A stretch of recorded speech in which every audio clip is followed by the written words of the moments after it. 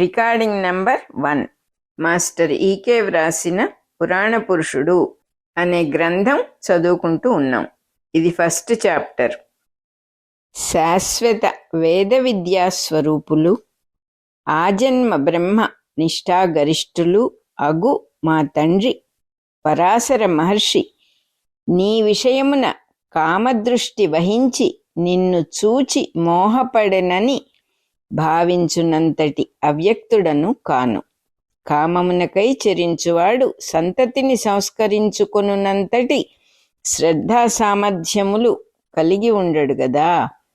అవివాహితవైన నీ గర్భమున నన్ను పుత్రునిగా పొంది నన్ను స్వీకరించి నీకు మరల వివాహ జీవిత స్వేచ్ఛ నొసగిన పరాశరుల ఆంతర్యము పరమ పవిత్రమని స్పష్టపడుచునే ఉన్నది.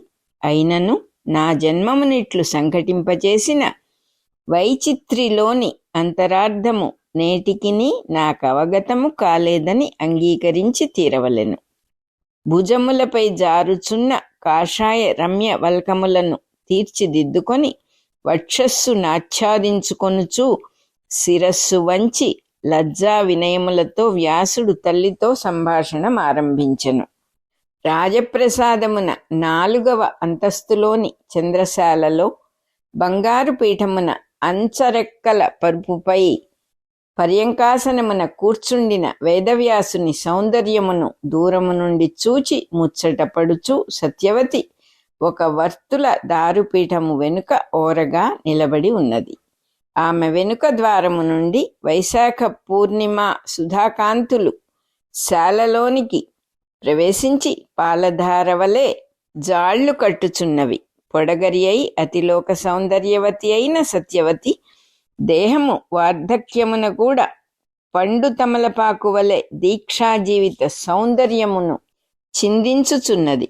వృద్ధ వయస్సున కూడా కుటిల నీలాలకమైన సుందర కేశవేశమును, సగము కప్పిన జరీ మేలిముసుగు వస్త్రపుటంచులు మెడ చుట్టూను కప్పుకొనగా ఏర్పడిన ముడుతలు ఆమె జీవలక్షణమున గల తీరుతెన్నులను వ్యాఖ్యానించుచున్నవి. సత్యవతి: తండ్రి, నాకు బుద్ధి తెలిసినది మొదలు నా జీవితము నా అధీనమున లేదు. పవిత్రతకును సౌందర్యమునకును భేదము తెలియని మనస్సు నాది. నాటికిని నేటికిని నా మనస్సట్లే కన్యగా నిలబడి ఉన్నది. కానీ నా దేహము గురి అయిన మార్పులు మాత్రము నాకు తప్ప మరి ఒకరికి అంతుపట్టునవి కావు. మీ తండ్రి పరాశరులు నేను నడుపుచున్న నౌకలోనికి ఏకాంతముగా ప్రవేశించుటతో నా జీవితమున తొలి ఉషస్సులు తొంగిచూచినవి. పరాశరుల కన్నులలో చిరునవ్వులుగా నాడు తొణికిసలాడిన ప్రాతఃసవితృమండల పవిత్ర కాంతులు నా హృదయమునకు సౌందర్య శబ్దార్థమును వ్యాఖ్యానము చేసినవి. ఆనాడు మీ తండ్రి నన్ను చూచి వ్యామోహపడెనని నేనేటికిని నేను బొంకలేను. పంట కోసమై పొలము పండించుకొను రైతునకు పొలముపై వ్యామోహం ఉన్నదో లేదో చెప్పగలవాడెవడు? కర్షకుడు భూమిని తల్లిగా భావించుననుట సహజము గాని భోగ్యకాంతగా భావించనని అనవచ్చునా? నిన్ను నా కడుపు పంటగా పండించిన మీ తండ్రికి వ్యామోహము లేదన్న సత్యము కాముకులకు బోధపడినది కాదు, అనగా ఇప్పటి జనబాహుళ్యమునకు అవగతమగునది కాదు. పుత్రుడవయ్యు నాకు మార్గదర్శకుడవైన నిన్నీ రాత్రి స్మరించి ఆహ్వానించుటలో ఒక విశేషం ఉన్నది. ఇది శ్రీముఖనామ సంవత్సరము. నేడు వైశాఖ పూర్ణిమ, నా జన్మదినము. ఇది నా జీవితమున 3వ శ్రీముఖనామ సంవత్సరము. నీవు నాకు 20వ సంవత్సరమున నా జన్మదినముననే అవతరించితివి. మా తండ్రి దాసరాజు నా 12వ సంవత్సరమున చేపల వాణిజ్యమని పేరు పెట్టి 500 దాస కుటుంబములతో సింధు నదీ తీరము చేరెను. నేటి కాలయవనుని తాతయగు మరి ఒక కాలయవనుడు యువక వయస్సుననే భరతభూమిని రాహువలే కబళించుటకు వ్యూహము పన్నెను. దానికి మొదటి సోపానముగా మా తండ్రి దాసరాజును పరివారముతో సింధు నదీ తీరమున విడిది చేయించెను.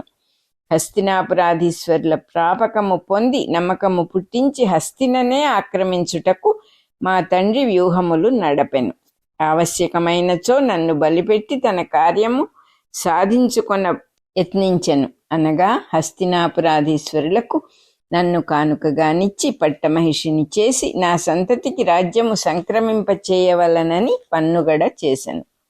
వ్యాసుడు ఆ దినములలో దేవాపి హస్తినాపురాధీశ్వరుడు కానున్నాడని మంత్రి పురోహిత వర్గము నిర్ణయించిరట. సత్యవతి: అవును, ముగ్గురిలో దేవాపి జ్యేష్ఠపుత్రుడు గదా. వ్యాసుడు: దేవాపి కారణ జన్ముడు. అతడు మరి ఒక ప్రయోజనము సాధించుటకై ధనుర్మాసమున అవతరించెను. వైరాగ్య సంపన్నుడై యుక్తితో రాజకీయముల నుండి తప్పించుకొని తపోవనములకేగి పరాశరుల ఆజ్ఞపై మైత్రేయుని అనుగ్రహము వడసెను. వాని తమ్ములైన బాహ్లిక శంతనులలో శంతనుడు పట్టాభిషిక్తుడయ్యను. మిమ్ము శంతను చక్రవర్తి చేపట్టుటలో మీ తండ్రి దాసరాజు కోరిక అప్రయత్నముగా ఫలించననవచ్చునా? సత్యవతి చిరునవ్వు నవ్వెను. గుమ్మడి పువ్వు రేఖల వలె ఆమె ముఖ కవళికలు పచ్చదనముతో మెరిసిపోయెను. ఆమె ఇట్లనెను: కోరికలు ఫలించినట్లు భ్రమగొల్పుటయే గాని ఫలింపవని నీ వెరుగుదువు గదా. శంతను మహారాజు నన్ను పట్టమహిషిగా స్వీకరించు లోపుననే మీ తండ్రి పరాశరులు నిన్నవతరింపచేసిన అంతరార్థం ఇప్పటికి బోధపడినదనుకొందును.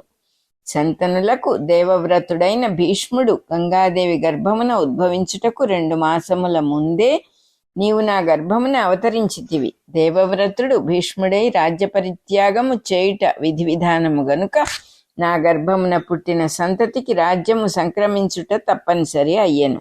నీవు నాకు జ్యేష్ఠపుత్రుడవుగా పుట్టుట వలన రాజ్యము నీ సంతతికి సంక్రమించుట విధి విధానమైనది. భారత ధర్మమునకు రాహువు వలె కాలయవనుడు గ్రహచారము చేయగా ధూమకేతువు వలె మా తండ్రి పశ్చిమమున పొడిచెను. నీవు ధర్మసేతువుగా అవతరించితివి. మీ తండ్రి యుగాంతర ధర్మ ప్రవర్తకులనుటకు ఇంతకన్నా నిదర్శనమేమి? ఆనాడు మీ తండ్రికి కామము నాపై కలిగెనో భారత ధర్మముపై కలిగెనో నీవే నిర్ణయించుకొనవచ్చును.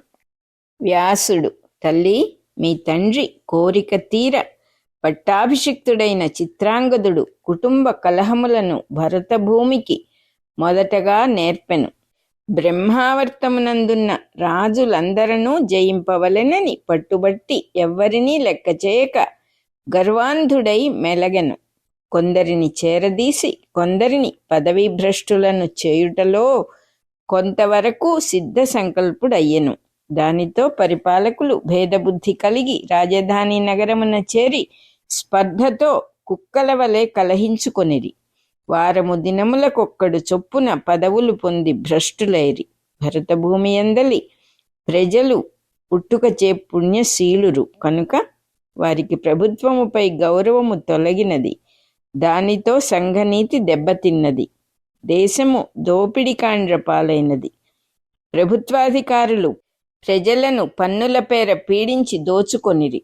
దోచుకొనిన ధనమును దాచుకొనుటయో వర్గ కలహములకు ఉపయోగించుటయో చేసిరి. ముఖ్యముగా భూమిని పండించు వారికిని ఋషులకు తిండి నిలువ నీడ లేకుండా చేసిరి. చిత్రాంగదుడు తన పదవిని కాపాడుకొనుటకై విదేశీయులైన యవనులను దాసవర్గమును అభిమానించెను. వారిని తన వర్గముగా దేశమున బలపరచుకొనెను. పదవులలోనూ విద్యాలయములలోనూ వారికి ప్రత్యేక స్థానముల నేర్పరచెను. అపాత్రులను పదవులలో స్థిరపరచెను. భరతభూమిపై గౌరవమున్న వారిని అవమానించెను. ప్రజ్ఞావంతులను అణగద్రొక్కెను. కాలవశమున చిత్రాంగదుడు అను గంధర్వునితో మాయాయుద్ధమున అకాల మరణమొందెను. భీష్ముడు విచిత్రవీర్యునికి పట్టాభిషేకము చేసెను. కాశీరాజపుత్రికలను తెచ్చి వివాహము చేసెను. అట్లు చేయుటలో త్వరపడినవాడై ఆడుదానితో జన్మాంత విరోధము కొని తెచ్చుకొనెను. ఇంత చేసినను విచిత్రవీర్యుని దక్కించుకొనలేకపోయెను. విచిత్రవీర్యుడు అహోరాత్రములు భార్యలే లోకముగా కామదాసుడయ్యెను. అది చాలక బహుస్త్రీ వ్యామోహమునకు లోనయ్యెను. అతడు చక్రవర్తిగా బయలుదేరి విడిది చేసిన నగరములందు గల సౌందర్యవతులను వేటాడి అహోరాత్రములు విహరించెడివాడు. ఆయా నగరములలోని మంత్రులు, ప్రభుత్వాధికారులు, వణిగ్వరులు, రాజాశ్రయ లోలురైన పండిత పురోహిత వర్గము కూడా చక్రవర్తికి శయన సుఖములను సంతరించెడివారు. వారికతడు అపార సువర్ణములను, అధికారమును, పదవులను లంచముగా నిచ్చెడివాడు. తాను నిరంతర మద్యపానమున, స్త్రీ సౌఖ్యమున మునిగి ఉండేడివాడు. రాజధాని నగరమున కూడా ప్రజల క్షేమమును గూర్చి పట్టించుకొనలేదు. తనకు విహార సౌఖ్యములను సమకూర్చిన వారికి పదవులిచ్చి గౌరవించెను. మిగిలిన వారిని వర్గభేదములతో కుట్రల పాలు చేసి పదవి భ్రష్టులను చేసెను. ధర్మముపై పట్టుదల గల వారిని రాజధాని నుండి మారుమూలల గ్రామములలోనికి త్రోలెను. కానీ లాభమేమి? కర్మవశమున రాజయక్ష్మ వ్యాధి పీడితుడై అకాల మరణమునందెను. అతడింత చేసినను రాజ్యమిట్లు సుస్థిరముగా ఉన్నదన్నచో అది భీష్ముని దీక్షా దక్షతలకు నిదర్శనము. అతడే లేనిచో నేటికి కురు సామ్రాజ్యము చిన్నాభిన్నమై ఉండెడిది. సత్యవతి. ఇంతకును పరాశరుల సంకల్పము ఎదురులేనిది. కామస్పర్శలేని నీ తండ్రికి నీవు వేదమూర్తిగా అవతరించితివి. నన్ను కామించిన శంతనులకు విచిత్రవీర్యుడు కామమూర్తిగా దిగివచ్చెను. ఎవడైనను తన కోసము పన్నిన వ్యూహములు తనతో గ్రహింపనివాడు దుర్జనుడు. గ్రహించినవారు కనుకనే మీ తండ్రి పరాశరులు నిష్కాములై సిద్ధ సంకల్పులైరి. అట్టివారి సంకల్పమున కడ్డు వచ్చినచో చిత్రాంగద విచిత్ర వీర్యులే అననేల 100 మంది అయినను నశింతురు. నా బిడ్డలు అకాల మరణ మందిరని నేను దుఃఖింపలేదు. దేశమునకు పీడ విరుగడైనదని సంతోషించి తిని. అది మీ తండ్రి స్పర్శ వలన కలిగిన వివేకం. వ్యాసుడు తల్లి పలుకులను వినుచు నిమీలిత లోచనుడయ్యను. కంటి ఎదుట కాయచున్న వైశాఖ పౌర్ణిమ వెన్నెలలు కనులు మూసినంతనే వివిధ రూపములతో మనస్సును పొడగట్టినవి. చంద్రకిరణముల నుండి పితృదేవతలు చంద్రవంశముగా దిగువచ్చుట, సూర్యకిరణముల నుండి సూర్యవంశము ప్రభువులు గ్రహరాజులుగా దిగివచ్చుట కనిపించెను. వసువులలో 8వ వాడు భీష్ముడుగా దిగివచ్చుట, గ్రహములలో బృహస్పతి తన కిరణములను ద్రోణుడుగా అవతరింపచేయుట స్పష్టముగా గోచరించెను. కాలచక్రము కలిప్రభావమున కాలనేమి అను రాక్షసుడుగా భూమిపై గల క్షుద్ర రాజకీయ నాయకులలో ఈర్ష్యాద్వేషములు పుట్టించి వారి నడుమ తాను కంసుడుగా జన్మించుట పొడకట్టెను.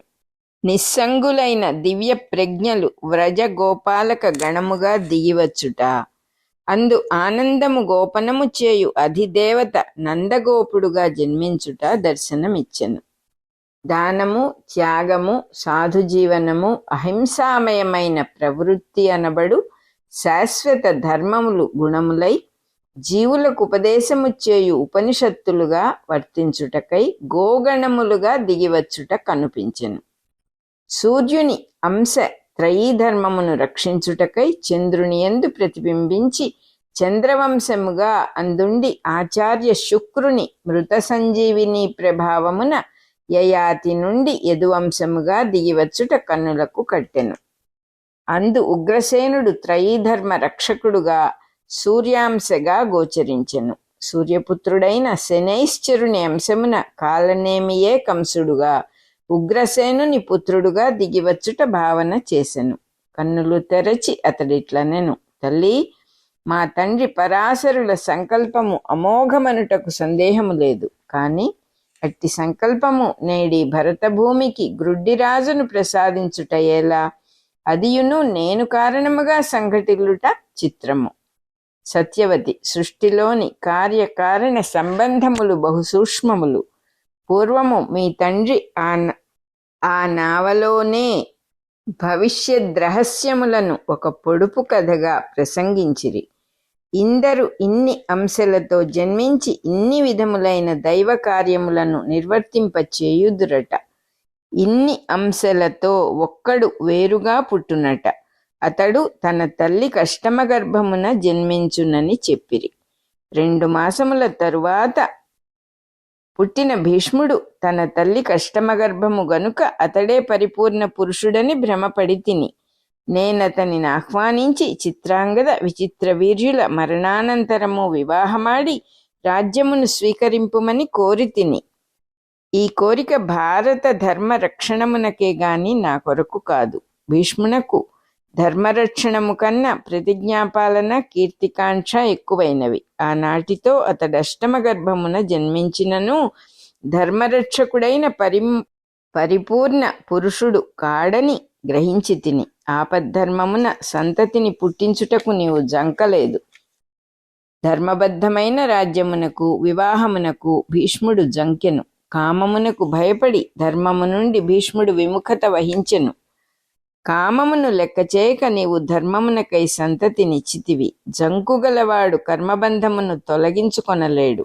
ఇన్ని విధముల సహకరించినను మీ తండ్రి సంకల్పము భరత ధర్మమును నీ రూపమున కాపాడుచున్నను మా తండ్రి మనస్సులోని కుటిలత ధృతరాష్ట్రునికి సంక్రమించినది. రక్తస్పర్శ లేకున్నను దోషములంటుటకు మానస స్పర్శ చాలును కాబోలు. మా తండ్రి విదేశీయుడై భరత భూమిపై కుట్రలు పన్నెను. ధృతరాష్ట్రుడు భరత వంశముపై తమ్ముని రాజ్యమునకై పన్నుగడలు చేసెను. పాండురాజు తన యందు న్యాసము చేసిన హస్తినాపుర సామ్రాజ్యమును అతని పరోక్షమున తనదిగా వ్యవహరించి స్థిరపరచుకొనెను. అయినను పాండురాజునకు పుట్టిన పుత్రుడు జ్యేష్ఠుడైనచో రాజ్యము వానికి సంక్రమించునని భయపడెను. పాండురాజు కన్నా ముందు తాను సంతతిని పొందవలెనని తీరని మానవ ప్రయత్నము చేసెను. విధి విధానము వేరై జ్యేష్ఠపుత్రుడు పాండురాజునకు ఉద్భవించెను.